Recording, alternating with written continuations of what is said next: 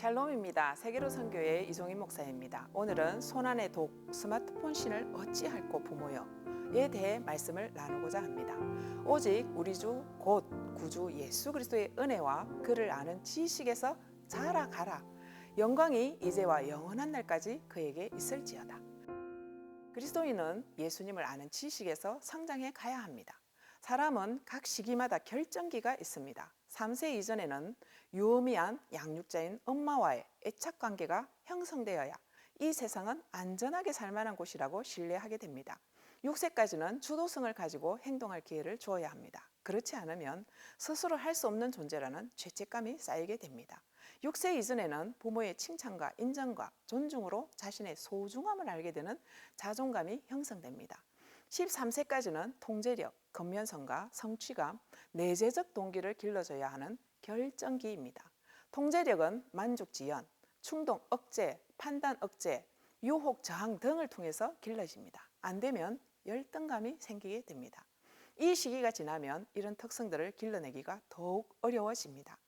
가장 중요한 시기인 6세 이전의 부모를 통한 선 경험은 무의식 속에 남아서 자녀의 평생을 이끌고 가는 특성이 됩니다. 결핍되면 무의식 중에 이 결핍을 채우려는 욕구, 욕심이 생깁니다. 욕심이 반복되면 중독으로 가게 되어집니다. 가장 의미 있는 부모와의 관계가 건강하지 않으면 다른 무언가를 찾아서 채우려고 애를 쓰게 됩니다.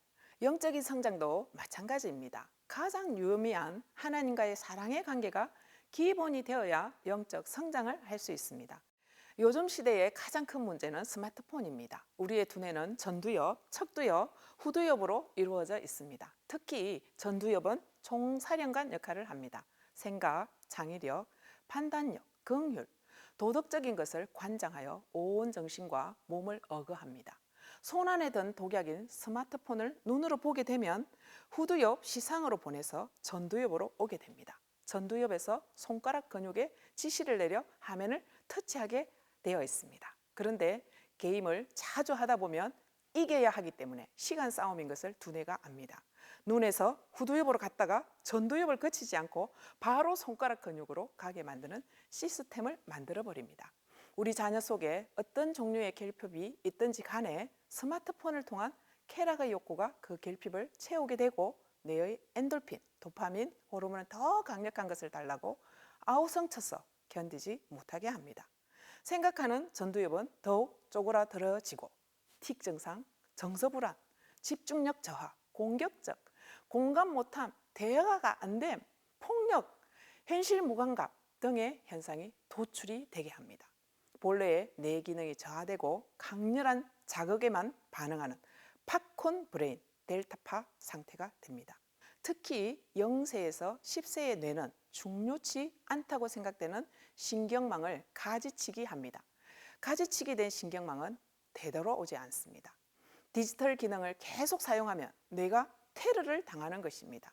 3세에서 5세까지는 뇌백질 밀도가 낮고 시냅스 신경회로와 세포 전달 물질이 발달되지 못했습니다. 뇌 인지 기능이 약화되어 언어 발달에 치명적 결과를 낳게 되고 보고 듣고 숨마시는 파충류의 뇌가 되게 합니다. 제발 아이에게 영상 노출을 시키지 말아주세요. 해결 방안이 있을까요? 스마트폰 사용에 본을 보이십시오. 가족 모두가 전자기기는 거실에서만 사용이 가능하고 10시가 되면 수거함에 넣고 잠을 잘 자는 것입니다. 5G 대신 2G 폰을 자녀에게 주어야 합니다. 뇌의 쾌락과 고통의 균형을 이뤄주는 운동, 찬물 샤워, 기도, 20분 정도의 집중 응시 등의 노력을 통해서 나오는 도파민을 경험하도록 해주면 됩니다.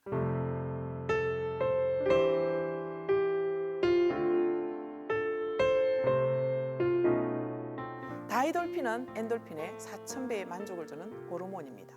새롭게 뭔가를 깨닫게 될 때 생기는 것입니다. 하나님을 깨닫고 기도 응답, 말씀을 새롭게 깨달아 감동을 받을 때 나오는 호르몬입니다. 어릴 때부터 하나님의 기도 응답, 은혜와 지식의 말씀에 고속도로를 건설해주는 부모 되시기를 축복합니다. 아멘.